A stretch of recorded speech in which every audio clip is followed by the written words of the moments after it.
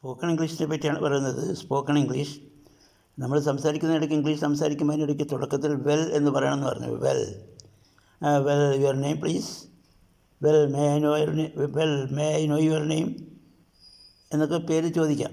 അപ്പോൾ വെൽ എന്ന് പറയാം. പിന്നെ സംസാരിക്കുന്നിടയ്ക്ക് യു നോ എന്ന് കൂട്ടിച്ചേർക്കുന്നത് നല്ലതാണ്. U know I am coming from Calicut. You know my fathers name is Krishnan Nair. U know I am a teacher, I am N English teacher എന്നൊക്കെ നമുക്ക് പറയാൻ പറ്റും. അപ്പോൾ വെൽ എന്ന് തുടക്കത്തിൽ പറയാം. ഇടയ്ക്കിടയ്ക്ക് യു നോ എന്ന് കൂട്ടിച്ചേർക്കുക. യു നോ എന്ന് വ്യക്തമായി പറയാൻ പാടില്ല. നോ നോ നോ എന്ന് കേൾക്കാൻ പാടുള്ളൂ. No I am a teacher, you know I am working as a teacher in Calicut എന്നൊക്കെ ഉപയോഗിക്കാം. അതുകൂടാതെ ചില പിന്നെ നമ്മളിപ്പോൾ മലയാളത്തിൽ തന്നെ സംസാരിക്കുന്നത് ചിലപ്പോൾ ഇംഗ്ലീഷിലാക്കാൻ സാധിക്കും. ഉദാഹരണമായിട്ട് ഇപ്പോൾ നിങ്ങളെവിടേക്ക് പോകുന്നു, വെർ ആർ യു ഗോയിങ്, അതെല്ലാവർക്കും അറിയുന്നു. വെർ ആർ യു ഗോയിങ്, നിങ്ങൾ എവിടേക്ക് പോകുന്നു. നിങ്ങൾ എവിടുന്നാണ് വരുന്നത്, where are you coming from. നിങ്ങൾ എവിടുന്നാണ് വരുന്നത്, where are you coming from. നമ്മളിപ്പോൾ വിദേശത്തേക്ക് പ്ലെയിനിലൊക്കെ പോവുകയാണെങ്കിൽ ചിലർ ചോദിക്കും you are from which country. അങ്ങനെ ചോദിക്കുമ്പോൾ നിങ്ങൾ ഏത് രാജ്യക്കാരാണ്, you are from which country. ഇപ്പോൾ നമുക്കറിയാം basically I am from Indian, I am an Indian. Basically I am an Indian. Basically നേർക്കുക, അടിസ്ഥാനപരമായി basically I am an Indian എന്ന് പറയുന്നത് നല്ല ഇംഗ്ലീഷാണ്. അതുപോലെ തന്നെ നമ്മൾ ട്രെയിനിൽ പോവുകയാണെങ്കിൽ ഇത് ഏത് സ്റ്റേഷനാണെന്ന് ചോദിക്കാൻ നന്നായിട്ട് which station this is, which station this is, which station this is എന്നാണ് പറയുക. അതുപോലെ തന്നെ നമ്മളിപ്പോൾ ഈസ് എന്ന് പറയുന്ന IS എന്നുള്ള അധികം ആൾക്കാരും പറയുന്നത് ഈസ് എന്നാണ്. പക്ഷേ ശരിക്കുള്ള പ്രൊണൗൺസിയേഷൻ ഡിക്ഷണറിയിലൊക്കെ കൊടുത്തിട്ടുണ്ട്. IZ പോലെയാണ് ഉച്ചരിക്കേണ്ടത്, ഈസ്. അങ്ങനെ ആരും പറയുന്നില്ല. എന്നാലും ശരിക്കുള്ള പ്രൊണൗൺസിയേഷൻ ഈസാണ്, ഈസ്.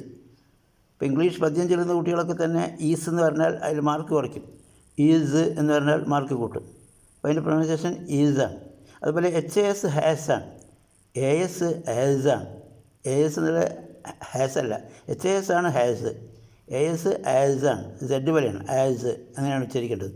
അതുപോലെ തന്നെ നമുക്കറിയാം ഡെവലപ്മെൻറ്റ് എന്നല്ല ഡെവലപ്മെൻറ്റ് എന്നാണ്. ഡെവലപ്മെൻറ്റ് എന്നല്ല പറയുക, ശരിക്കുള്ള പ്രൊണൗൺസിയേഷൻ ഡിക്ഷണറിയിലുണ്ട് ഡെവലപ്മെൻറ്റ് എന്നാണ്. അതുപോലെ നമ്മളിപ്പോൾ ഗ്രാമർ അങ്ങനെ സ്പോക്കൺ ഇംഗ്ലീഷ് പറയാൻ പാടില്ലെങ്കിലും നമുക്ക് ഗ്രാമറിൻ്റെ കാര്യം കൂടി കുറച്ച് അറിഞ്ഞിരിക്കണം. ഉദാഹരണമായിട്ട് ഇപ്പോൾ ഞാൻ കഴിഞ്ഞ 5 വർഷമായി കരാട്ടെ പഠിച്ചുകൊണ്ടിരിക്കുന്നു എന്ന് പറയുമ്പോൾ I have been learning karate for the last 5 years എന്നാണ് പറയുക. I have been learning karate for the last 5 years. ഞാൻ കഴിഞ്ഞ 10 വർഷമായി ഇംഗ്ലീഷ് പഠിച്ചുകൊണ്ടിരിക്കുന്നു എന്ന് പറയുമ്പോൾ I have been learning English for the last 10 years. I have been learning English for the last 10 years. അപ്പോൾ have been learning എന്നുള്ളത് present perfect continuous ടെൻസാണ്. അതിങ്ങനെ മനസ്സിലാക്കുക. Have has പറഞ്ഞാൽ പ്രസൻറ്റ് പെർഫെക്റ്റ് ടെൻസാണ്. കണ്ടിന്യൂസ് എന്ന് വെച്ചാൽ വെർബിൻ്റെ കൂടെ ING ഉണ്ടാവും. I have been learning. പക്ഷേ ING വെച്ചാൽ അതിൻ്റെ മുമ്പിൽ ബീൻ രൂപം വേണം. ഹാവിനോ ഹാസിനോ ഹാഡിനോ ശേഷം വെക്കുന്ന ബീൻ രൂപം ബീനാണ്. അപ്പോൾ ഇതൊക്കെ I have been learning karate for the last 5 years.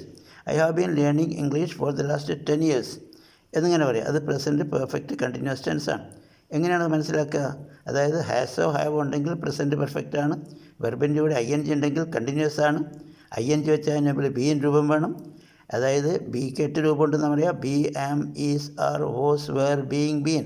പക്ഷേ ഹാസിനോ ഹാവിനോ ഹാഡിനോ ശേഷം വെക്കുന്ന ബീൻ രൂപം ബീനാണ്. ഇത്രയും കാര്യങ്ങൾ പറയാം. ബാക്കി അടുത്ത ക്ലാസ് പറയാം. Okay, thank you.